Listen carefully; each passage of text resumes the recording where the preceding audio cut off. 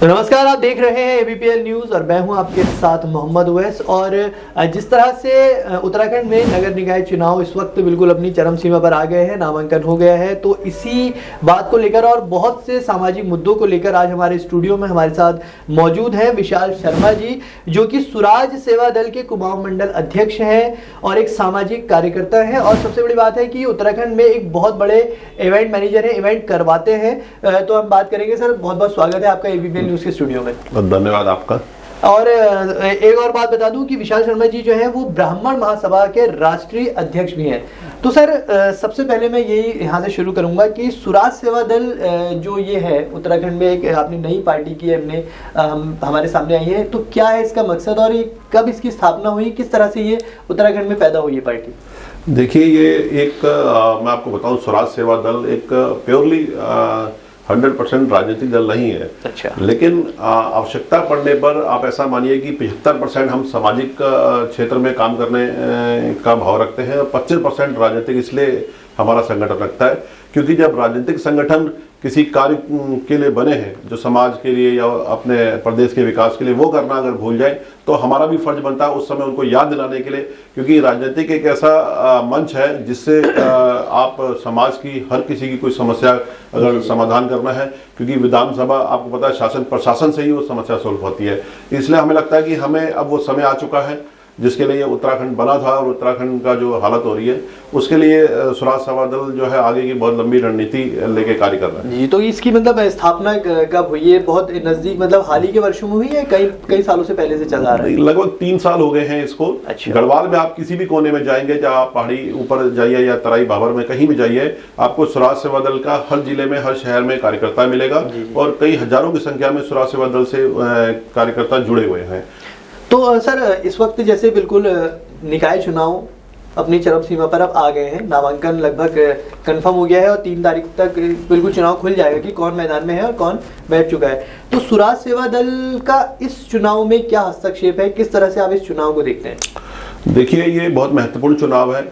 सुराज सेवा दल उन प्रत्याशियों या उन क्योंकि राजनीतिक दलों को तो हम समर्थन इसलिए नहीं करते हैं क्योंकि हमें लगता है कि जो समाज और शहर हित के लिए, क्योंकि ये चुनाव जो है पूरे उत्तराखंड में हर शहर के और छोटे जो पंचायत चुनाव जो छोटे एरिया होते हैं उनके लिए या मेयर का जो चुनाव होता है बड़े शहरों के लिए, और जो शहर हित के लिए कार्य करेगा या जो कैंडिडेट खड़ा है वो किसी भी राजनीतिक दल से है, अगर वो उसका मैनिफेस्टो क्लियर होता है कि वो उसकी पर्सनल बैकग्राउंड भी देखेगा स्वराज सेवा दल कि वो किस लेवल का है, कोई आपराधिक तो नहीं है या उसने पूर्व में क्या क्या काम करे हैं व्यापारी हित के लिए या समाज हित के लिए, तो उसको मेरा आपके चैनल के माध्यम से है कि उसको कोई भी हमारी कोई ऐसी पर्सनल ये आदेश नहीं कि इसको करिए, जो जिस क्षेत्र में है जिस पार्टी से भी है, अगर वो व्यापारी हित के लिए और समाज हित के लिए कार्य कर रहा है तो उसको समर्थन करना चाहिए, क्योंकि वोट देना हमारा अधिकार है और वोट से ही हम अपना कैंडिडेट अगर ऊपर भेजते हैं, अगर वो पूर्ण बहुमत से अगर वो जीतता है, अच्छी लेवल में जीतता है, तो तभी वो हमारे हित के लिए भी समाज हित के लिए कार्य कर पाएगा। तो जैसे कि आप एक सामाजिक कार्यकर्ता हैं और आप एक व्यापारी भी हैं, व्यापार मंडल से और कई सामाजिक संस्थाओं से आप जुड़े हुए हैं, तो ये चुनाव जैसे कि व्यापारियों के लिए भी बहुत महत्व रखता है। तो सुराज सेवा दल ने अपने बैनर तले क्यों नहीं किसी को उतारा कि वो व्यापारी हित पे बात कर सके? देखिए, अभी हम पूरी तरीके से, क्योंकि ज्यादा समय नहीं हुआ, 3 वर्ष हुए हैं, अभी हम उसके लिए तैयार नहीं है, लेकिन आगामी 2027 में मैं आपको ये वादा करता हूं और आपको बहुत जल्दी दिख भी जाएगा, तीसरा विकल्प जिसकी बात करते हैं थर्ड फ्रंट, वो आपको उत्तराखंड में सबसे बड़ा थर्ड फ्रंट आपको सुराज सेवा दल दिखेगा।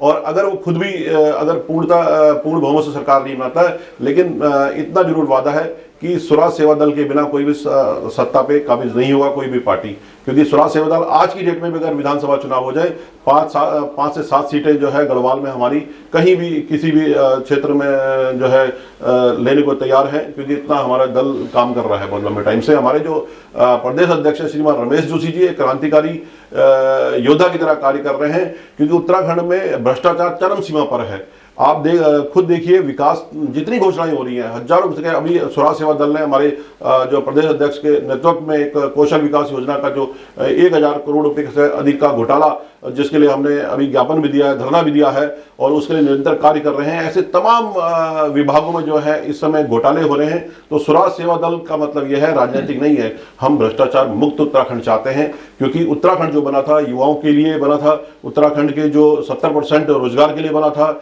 या उत्तराखंड को पहले जो युवाओं को प्राथमिकता मिलनी चाहिए, आज पूरा पहाड़ देखिए पलायन हो चुका है। क्या कारण है? इन सब कारणों को जानने के लिए जब हमारी टीम जाती है तो हमें बड़ी पीड़ा होती है, क्योंकि आज 24 साल से अधिक होने जा रहे हैं उत्तराखंड को बने हुए, लेकिन आज जो दुर्दशा है सिर्फ लूट खसूट का काम है। तो हमारा स्वराज सेवा दल हमेशा उन सब के लिए खड़ा है जो पीड़ित हैं इन सब अधिकारियों से, क्योंकि बाहर के आज दुर्भाग्य है 24 साल में भी पूर्ण तरीके से कोई भी अधिकारी किसी विभाग में नहीं है। तो यूपी से, राजस्थान से कई ऐसे अधिकारी जो है यहाँ पर भरे हुए हैं। हम चाहते हैं कि उत्तराखंड अगर बना है अलग से राज्य, तो उत्तराखंड के ही लोगों को यहाँ पर पदाधिकारी के रूप में, अधिकारी के रूप में उनकी नियुक्ति होनी चाहिए। जिस तरह से आपने बात कही तीसरे विकल्प की, उत्तराखंड में तीसरे विकल्प की, क्योंकि यहाँ अभी तक जब से उत्तराखंड बना है कांग्रेस या भाजपा की ही सरकारें, चाहे वो आप विधानसभा में कहें या नगर निगम में कह रही हैं, तो इससे पहले भी कई पार्टियों ने दावा कराया है, चाहे आम आदमी पार्टी हो, यूकेडी हो, और भी बहुत से क्षेत्रीय दल उभरे कि हम तीसरा विकल्प देंगे उत्तराखंड की जनता को। तो अब आपने एक स्वराज सेवा दल बनाकर आपने एक तीसरा विकल्प देने की बात कही है, कहां तक आप इसमें सफल हो पाएंगे और किस बेसिस पे आप कह रहे हैं कि आप एक तीसरा विकल्प उत्तराखंड की जनता को दे सकते हैं? बिल्कुल, मैं आपको बताना चाहूँ, हमारी मंशा सिर्फ सत्ता पाने की नहीं है। इस समय हमारा जो स्वराज का मतलब है एक सोच, क्रांतिकारी सोच है, बदलाव की सोच इसलिए है क्योंकि उत्तराखंड का हर युवा यही चाहता है कि भाई उसको रोजगार मिले, पलायन रुके और करप्शन मुक्त उत्तराखंड हो। भाई आपने देखा होगा यूकेडी क्षेत्रीय पार्टी के रूप में बनी थी, उस समय लोगों की बड़ी सोच थी, मन से था कि हाँ एक बार क्षेत्रीय पार्टी को मिलना चाहिए, मौका मिलना चाहिए, भाई सबसे बड़ा योगदान था। लेकिन उनकी आपसी खींचतान के वजह से जो है आज उसका जो भी जिस भी जगह है वो सभी को मालूम है। लेकिन आज की डेट में आप किसी भी बड़े दल से, ये दोनों बड़े राजनीतिक दल हैं, इनसे आप इनके लोगों से पूछिए, हर आदमी ये परेशान है यार हम वोट किसको दें। कभी एक लूट रहा है, कभी दूसरा लूट रहा है, भाई लोग परेशान आ चुके हैं। इसलिए तीसरे विकल्प की वो खुद भी चाहते हैं, उनके जो पदाधिकारी हैं, बड़े बड़े पदाधिकारी राजनीतिक दलों के, कि तीसरे विकल्प की आवश्यकता है। क्यों आवश्यकता है? क्योंकि करप्शन गले गले तक आया हुआ है इस समय। तो लेकिन जनता, इससे पहले भी जैसे आपने नाम लिए, लेकिन जनता फिर भी तीसरा विकल्प कहीं ना कहीं बहुत पीछे रह जाता है। कांग्रेस और बीजेपी को ही लोग रिपीट करना चाहते हैं, उन्हीं को ज्यादा एक उनका जनाधार जो उत्तराखंड में देखा जाए, पहाड़ी राज्यों में खासकर जो बहुत इंटीरियर वाले गांव हैं वहां पर इन्हीं पार्टियों का ज्यादा जनाधार है। क्यों जो नए विकल्प हैं वो उन लोगों तक, ग्रास रूट लेवल तक क्यों नहीं पहुंच पाते? देखिए, हम राजनीतिक, मैं अपनी बात भी बोलूं, हमारे अध्यक्ष का भी ये कहना है, श्रीमान रमेश जोशी का, हम लोग खुद राजनीतिक करने का ये लाभ जो होता है या लोभ होता है उसमें नहीं है। हम बाला साहब ठाकरे की तरह एक ऐसी राजनीतिक चाहते हैं जो पूरे उत्तराखंड में जो आवश्यकता है बाला साहब ठाकरे की तरह करप्शन मुक्त हो। और जरूरी नहीं है कि आप चुनाव लड़के ही समाज हित के लिए उत्थान कर सकते हैं, हम अपने लोगों को आगे ला सकते हैं जो क्रांतिकारी या उत्तराखंड की पीड़ा जिन पर है। कई राज आंदोलनकारी हैं जो पीछे हुए हैं, कई वर्षों से हम देख रहे हैं, उनका बिल्कुल भविष्य जो है उत्तराखंड में बिल्कुल जीरो हो चुका है। और उन्होंने इस उत्तराखंड को बनाने में बहुत महत्वपूर्ण भूमिका निभाई थी। और दर्जा राज्य मंत्री तो छोड़िए, उनको कई किसी गिनती में नहीं है। उनको 2 अक्टूबर का जब दिन आता है तभी याद करा जाता है, क्योंकि कई कांड हुए थे, आपने देखा होगा, रामपुरा मुजफ्फरनगर कांड हुआ था, या बहुत सारे कांड हुए थे। हम वो नहीं चाहते। हम चाहते हैं आज का युवा पढ़ा लिखा है, सिर्फ सोशल मीडिया पे माहौल देख के ना जाए, वो उत्तराखंड की स्थिति को समझे, क्योंकि नशा इस समय हमारे गले गले तक उत्तराखंड में। क्या कारण है आप बताइए? क्योंकि सिर्फ अपने लोगों को पद देने से कुछ नहीं होता। हमारा युवा नशे से पीड़ित है, उसको रोजगार नहीं मिलेगा, लास्ट में क्या कर रहा है? सुसाइड कर रहा है। क्यों कर रहा है? इसकी वजह भी जाननी चाहिए। आए दिन आप देखिए बलात्कार हो रहे हैं महिलाओं के, कहां पर हम सुरक्षित हैं? मैं किसी सरकार के विरोधी नहीं हूं, लेकिन मेरे उत्तराखंड, जो उत्तराखंड में पैदा हुआ है, मैं आपको एक और बात बताना चाहूं, कई लोगों की मंशा होती है ये बाहर से आए हैं, वहां से, जो अगर उत्तराखंड में पैदा हुआ है, हर आदमी, वो किसी भी जात का हो, किसी भी धर्म का हो, वो उत्तराखंडी है, क्योंकि उसने यहीं पर जन्म लिया है। तो मैं चाहता हूं कि जो उत्तराखंड की इस समय वर्तमान स्थिति है, ये सरकारों को समझनी होगी। हमें तो सत्ता की आने की आवश्यकता नहीं है, जो सत्ता पे काबिज है वो रहे, लेकिन जब कार्य नहीं होगा, हर जगह पहले घुस होती थी 100 रुपए, 200 रुपए, 500 रुपए, आज कहीं भी आप जाइए 500 से नीचे कहीं बात नहीं होती है। हर डिपार्टमेंट चले पहले तो काम ही नहीं होते हैं, और काम होते भी हैं तो अगर कोई नक्शा पास कराना हो तो उसको लाखों रुपए चाहिए। गरीब आदमी कहां जाएगा भाई? एक तो वैसे पैसे नहीं है, सरकार इतने टैक्स लगा दे रही है, हर आदमी टैक्स से पीड़ित है। भाई आप जब आपके पास कुछ होगा ही नहीं, आज सिर्फ एक धर्म के नाम पे, हिंदू मुस्लिम के नाम पे आप कितने दिन आप किसी राज्य को आगे बढ़ा सकते हैं? टूरिज्म की कोई सोच नहीं है हमारे पास। आप देख लीजिए उत्तराखंड के पास है ही क्या? जल जंगल जमीन, टूरिज्म के नाम पे जीरो। जब सीजन का टाइम आता है हमारा मार्च से लेके जून तक, तब आप देख लीजिए टूरिस्ट परेशान होता है। आप वही अगर देखिए हिमाचल में जाइए, कश्मीर में जाइए, हर स्वेच्छा से हर आदमी वहां जाना चाहता है, यहाँ पर कोई व्यवस्था ही नहीं है। तो ऐसे ही हमारे पास अगर खनन की बात करें, सबको पता है खनन इस समय किस स्थिति में है। हमारे पास कुछ है ही नहीं, जंगल कट चुके हैं, सारे जंगल जल चुके हैं। तो हम युवाओं को चाहते हैं, हमारा आपके चैनल के माध्यम से भी है कि अपने लिए नहीं, अपने आने वाली पीढ़ी के लिए जो हमारी लड़ाई है हमारे लिए नहीं है। हम ये नहीं कह रहे हैं हमें कल विधायक बनना है, सांसद बनना है, हमें ऐसा कोई लोभ नहीं है, लेकिन हम अपने उत्तराखंड को आगे बढ़ाने के लिए, विकास के लिए जितना भी जिस हद तक जाना चाहे, हमारा स्वराज सेवा दल हर एक कार्यकर्ता उसके लिए लगेगा। तो जैसा आपने जल जंगल जमीन की बात करी, उत्तराखंड और प्रदेश सरकार ने कहा है कि एक मजबूत भू कानून लाने के लिए वो स्थिति में यहाँ पर आ रहे हैं। क्या आपको क्या लगता है कि उत्तराखंड में एक मजबूत भू कानून की जरूरत है? देखिए, भू कानून की जहां तक आपने बात की, पहले तो वो यहाँ लागू हो ही नहीं सकता। आप टेक्निकल अगर जाएंगे, उससे ज्यादा जो जरूरी है, जब ये सरकार आई थी वर्तमान में भारतीय जनता पार्टी की, 100 दिन में जन लोकपाल की बात करी थी। कहां पर है वो लोकपाल? हम सबसे बड़ा मुद्दा उठाने जा रहे हैं जन लोकपाल का, जिसकी वजह से जो करप्ट अधिकारी हैं या जो भी हैं वो सब जेल जाएंगे, क्योंकि ये सबसे पहला अगर मुद्दा है जन लोकपाल का इस समय लागू होना चाहिए। क्यों नहीं सरकार उस पर बात करती? कोई जिक्र भी नहीं करता, कोई डिबेट ही नहीं करता, ना कोई चैनल करता है, ना कोई आप विधानसभा में कभी इस बात का मुद्दा ही नहीं उठता। क्योंकि जब करप्शन अगर जीरो होगा तभी उत्तराखंड आगे बढ़ेगा। हम क्यों सिर्फ कागजों में घोषणा, 1000 करोड़, 2000 करोड़, 5000 करोड़ रोज घोषणाएं देख रहे हैं उत्तराखंड में? कहां पर है? आप मुझे बता दीजिए, इतने सालों में आप कालाडूंगी हमारी हम रहते हैं, आप कालाडूंगी विधानसभा में बताइए कौन सी यूनिवर्सिटी है, कौन सा चिकित्सा का ऐसा गरीबों के लिए हॉस्पिटल है? कोई 35-40 सालों में, 24 साल से ज्यादा हो गए हमारे उत्तराखंड को, एक आप बता दीजिए विकास के नाम पे कुछ हुआ? सिर्फ रोडें बनना, नाली, गूल नाली बनना, क्या यही विकास है? इसके लिए नहीं बना था। रोजगार के लिए लोग अहमदाबाद, मुंबई, दिल्ली कहां जा रहे हैं? बर्तन धो रहे हैं होटलों में जाकर के।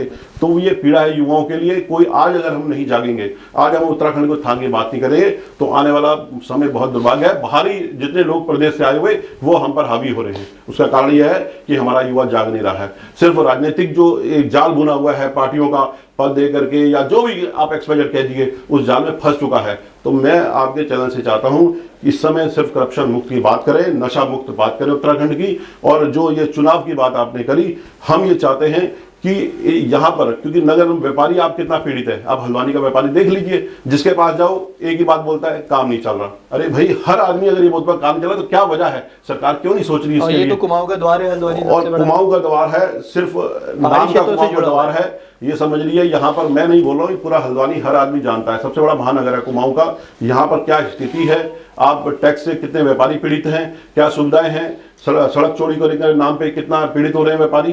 भाई हम कहते हैं। और दूसरा, अभी आपने देखा होगा सरकार ने कई ऐसी अपनी ओर से कोशिश करी थी कि हर किसी को मौका मिलना चाहिए। मुझे लगता है बड़ी बड़ी पार्टियों के जो रियल कार्यकर्ता है वो सिर्फ दरी बिछाने, झंडा उठाने के लिए रह गए हैं। उनको सही मौके पर, जिसका गुट भारी है, जिसके ऊपर कोई आवाज सुन रहा है या जिसका पैसा है, उसी को मौका मिल रहा है। स्वराज सेवा दल कभी भी ऐसा काम नहीं करेगा जो उत्तराखंड के हित के लिए काम करेगा। आज अगर जुड़ेगा, अगर किसी को कहीं मौका नहीं मिल रहा है, वो स्वराज सेवा दल से जुड़े। कोई भी चीज नहीं होती है, शुरू में लोग उसका मजाक बनाते हैं या उस पर विश्वास नहीं करते हैं।